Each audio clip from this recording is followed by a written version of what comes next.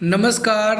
10 मार्च 2024 को होने वाली आरएससीईटी परीक्षा की तैयारी के लिए पार्ट 8 के हमारे इस वीडियो में आपका हार्दिक स्वागत है।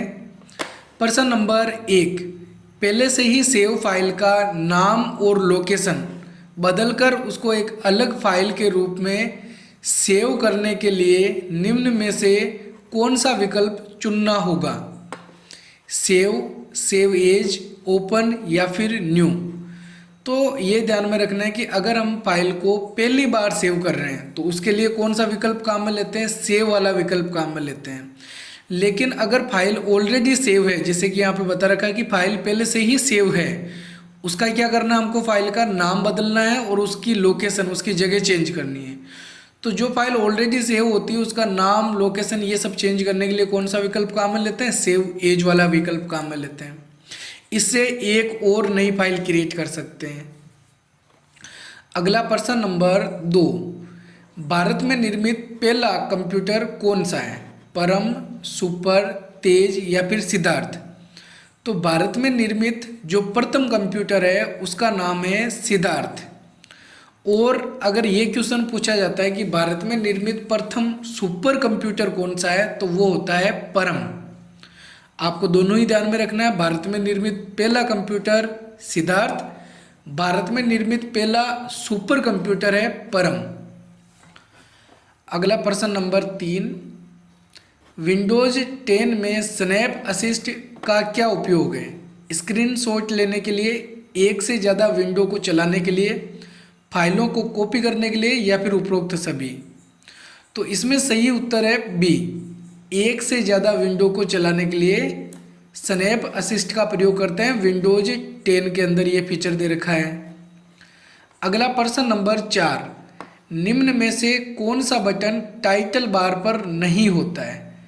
अब टाइटल बार कहाँ होती है ये तो आपको पता होगा। जो विंडो में सबसे ऊपर वाली पट्टी होती है उसको हम बोलते हैं टाइटल बार। तो मिनिमाइज, स्टार्ट, क्लोज और मैक्सिमाइज, इसमें से कौन सा बटन नहीं होता है टाइटल बार के अंदर? स्टार्ट बटन नहीं होता है। पहला ऑप्शन मिनिमाइज मिल जाता है टाइटल बार में, राइट साइड के अंदर मिनिमाइज, फिर मैक्सिमाइज और फिर क्लोज, तीनों बटन एक साथ दे रखे होते हैं टाइटल बार के राइट साइड में। लेकिन जो स्टार्ट बटन होता है वो हमको कहाँ पे दिखाई देता है? टास्क बार पे दिखाई देता है। विंडो में सबसे नीचे वाली जो टास्क बार है उसके लेफ्ट साइड के अंदर स्टार्ट मेन्यू दे रखा होता है। तो ये बटन टाइटल बार पे नहीं होता है, टास्क बार पे होता है। अगला प्रश्न नंबर 5, किस प्रकार के साइबर हमले में आपको चाही गई वेबसाइट की जगह किसी अन्य वेबसाइट पर ले जाया जाता है? Fishing, DNS poisoning, session hijack या फिर उपरोक्त सभी। तो इसमें सही उत्तर है बी, डीएनएस पॉइजनिंग। इसके द्वारा इस साइबर हमले के अंदर हम जिस वेबसाइट पर पहुंचना चाहते हैं उसकी जगह पर हमको किसी दूसरी वेबसाइट पर भेज दिया जाता है। अगला प्रश्न number 6, Arial, Calibri, Times New Roman क्या है?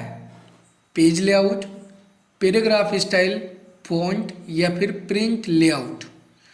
तो इसमें सही उत्तर है सी, फॉन्ट। ये ध्यान में रखना है, कई बार ये भी पूछा जाता है कि एरियल क्या है, कैलिबरी क्या है या टाइम्स न्यू रोमन क्या है। तो ये कुछ प्रचलित फॉन्ट के नाम हैं जो मैंने यहाँ तीनों ही दे रखे हैं। इसमें कोई एक नाम भी दे रखा होगा तो भी इसके अंदर ऑप्शन क्या होगा? फॉन्ट वाला ही होगा। अगला प्रश्न नंबर 7, वर्ड प्रोसेसिंग प्रोग्राम में नया पैराग्राफ लेने के लिए किस बटन का प्रयोग किया जाता है? एंटर, स्पेस, टैब या फिर पेज डाउन। तो अगर हमको नया पैराग्राफ लेना है तो उसके लिए कौन सा बटन यूज करते हैं? एंटर बटन दबाते हैं। एंटर बटन दबाने से नया पैराग्राफ शुरू हो जाता है, नई लाइन शुरू नहीं होती है, नया पैराग्राफ शुरू होता है। अगला प्रश्न नंबर 8, नेटवर्क के संदर्भ में पेन की फुल फॉर्म क्या है? Personal application network, private area network, personal area network, professional area network. तो पेन की फुल फॉर्म होती है पर्सनल एरिया नेटवर्क। यानी कि इस प्रकार का नेटवर्क जो केवल पर्सनल एरिया के अंदर काम में लिया जा सकता है। जैसे इसके उदाहरण हम ले सकते हैं ब्लूटूथ। ब्लूटूथ को एक सीमित क्षेत्र के अंदर यूज कर सकते हैं, वो पर्सनल एरिया नेटवर्क का उदाहरण होती है। इसके अलावा पेन कार्ड की अगर हम बात करें तो वहाँ पर जो पेन होता है उसकी फुल फॉर्म होती है परमानेंट अकाउंट नंबर। ठीक है, तो यहाँ पे नेटवर्क के संदर्भ में पूछा गया है। ठीक है, तो नेटवर्क के संदर्भ में पेन की full form personal area network होती है। अगला प्रश्न नंबर 9, कंप्यूटर को चालू करने के पश्चात सबसे पहले दिखाई देने वाली स्क्रीन को क्या कहा जाता है? Starting menu, task window, icon window या फिर डेस्कटॉप। तो कंप्यूटर ऑन करने के पश्चात सबसे पहले दिखाई देने वाली स्क्रीन डेस्कटॉप कहलाती है। अगला प्रश्न नंबर 10, निम्न में से कौन सा डिवाइस बैंकों में चेक पर चुंबकीय स्याही से लिखी जानकारी को पढ़ने के काम आता है? तो सबसे पहले तो इसमें हमको ये जो विकल्प दे रखे हैं इनकी फुल फॉर्म भी याद रख लेनी है। OMR की फुल फॉर्म होती है ऑप्टिकल मार्क रीडर। OCR की full form optical character recognition. BCR की full form bar code reader. MICR की full form magnetic ink character reader. ठीक है, optical mark reader, optical character reader, bar code reader, magnetic ink character reader. तो अब इसमें क्या पूछा गया है?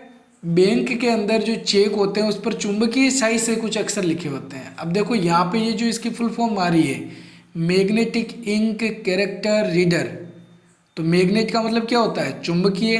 मैग्नेटिक इंक का मतलब स्याही, कैरेक्टर का मतलब अक्षर, रीडर का मतलब पढ़ने वाला। तो जो चुंबकीय स्याही से लिखे हुए अक्षरों को पढ़ सकता है वो क्या कहलाएगा? MICR कहलाएगा। तो ठीक है, आपको इसकी फुल फॉर्म पढ़ के भी पता चल गया होगा कि इसका यूज क्या होने वाला है। MICR का प्रयोग बैंकों में चुंबकीय स्याही से जो अक्षर लिखे होते हैं चेक पर उसको पढ़ने का कार्य करते हैं। नेक्स्ट प्रश्न नंबर 11, निम्न में से सबसे शक्तिशाली कंप्यूटर कौन सा है? Micro computer, mini computer, main frame computer या फिर सुपर कंप्यूटर। तो यहाँ पे ये जो उदाहरण दे रखे हैं इनमें सबसे शक्तिशाली कंप्यूटर कौन सा है? सुपर कंप्यूटर है। और सबसे कम शक्तिशाली कौन सा है? माइक्रो कंप्यूटर है। माइक्रो कंप्यूटर सबसे कम शक्तिशाली होने के बावजूद भी सबसे ज़्यादा प्रचलन के अंदर है। ठीक है, हम जो कंप्यूटर यूज करते हैं नॉर्मली डेस्कटॉप कंप्यूटर, लैपटॉप, वो सब माइक्रो कंप्यूटर के उदाहरण हैं। अगला प्रश्न नंबर 12, किसी फोल्डर के अंदर बने फोल्डर को क्या कहा जाता है? सब folder, main folder, double folder या फिर होम फोल्डर। तो फोल्डर के अंदर बनने वाला फोल्डर क्या कहलाता है? सब फोल्डर कहलाता है। अगला प्रश्न नंबर 13, किसी टेक्स्ट को गहरा करना क्या कहलाता है? टेक्स्ट किसे बोलते हैं? अक्षरों को। स्ट्राइक थ्रू, बोल्ड, इटैलिक या फिर अंडरलाइन। तो शब्दों को गहरा करना इसको हम बोलते हैं बोल्ड करना। अगला प्रश्न नंबर 14, कीबोर्ड के बटनों में आकार में सबसे बड़ी कुंजी कौन सी होती है? एंटर, शिफ्ट, स्पेस या फिर डिलीट। तो सबसे बड़ी जो कुंजी है वो कौन सी है? स्पेस कुंजी होती है। कीबोर्ड के अंदर स्पेस सबसे बड़ी, सबसे लंबी कुंजी होती है। अगला प्रश्न नंबर 15, माउस के दाएं बटन को दबाना क्या कहलाता है? Left click, right click, top click या फिर डबल क्लिक। तो माउस के दाएं यानी कि राइट वाले बटन को दबाना क्या बोलते हैं? राइट क्लिक करना। माउस के लेफ्ट वाले बटन को एक बार दबाना इसको हम क्या बोलते हैं? लेफ्ट क्लिक या फिर सिंगल क्लिक। ज़्यादातर लेफ्ट क्लिक नहीं कहा जाता है, इसको हम बोलते हैं सिंगल क्लिक करना। ठीक है, और माउस के अगर लेफ्ट वाले बटन को एक बार दबा रहे हैं तो इसको हम कई बार क्लिक करना भी बोलते हैं। नॉर्मली अगर हम बोलें क्लिक करना तो इसका मतलब है लेफ्ट वाला बटन दबाना। माउस के राइट वाले बटन को दबाना, राइट क्लिक करना। लेफ्ट वाले बटन को 2 बार दबाना है, इसको हम बोलते हैं डबल क्लिक करना। ठीक है, नेक्स्ट है प्रश्न नंबर 16। निम्न में से कौन सी मेमोरी में डेटा अस्थायी रूप से सेव रहता है जब तक कंप्यूटर ऑन है? Hard disk drive, read only memory, random access memory या फिर डिजिटल वर्सेटाइल डिस्क।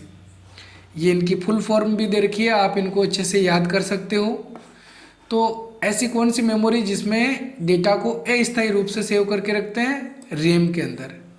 जब तक कंप्यूटर ऑन होता है रैम के अंदर रखा हुआ डेटा तब तक ही रहता है। अगर कंप्यूटर बंद हो गया तो रैम में रखा हुआ डेटा हमको वापस नहीं मिलने वाला है। अगला प्रश्न नंबर 17। किसी वेबसाइट का मुख्य पृष्ठ क्या कहलाता है? Main page, home page, most page या फिर सर्च पेज? तो वेबसाइट का मुख्य पेज होम पेज कहलाता है। अगला प्रश्न नंबर 18। किसी टेक्स्ट को स्ट्राइक थ्रू करने का क्या तात्पर्य है? टेक्स्ट को तिरछा करना, गहरा करना, हाईलाइट करना या फिर टेक्स्ट के मध्य लाइन खींचना?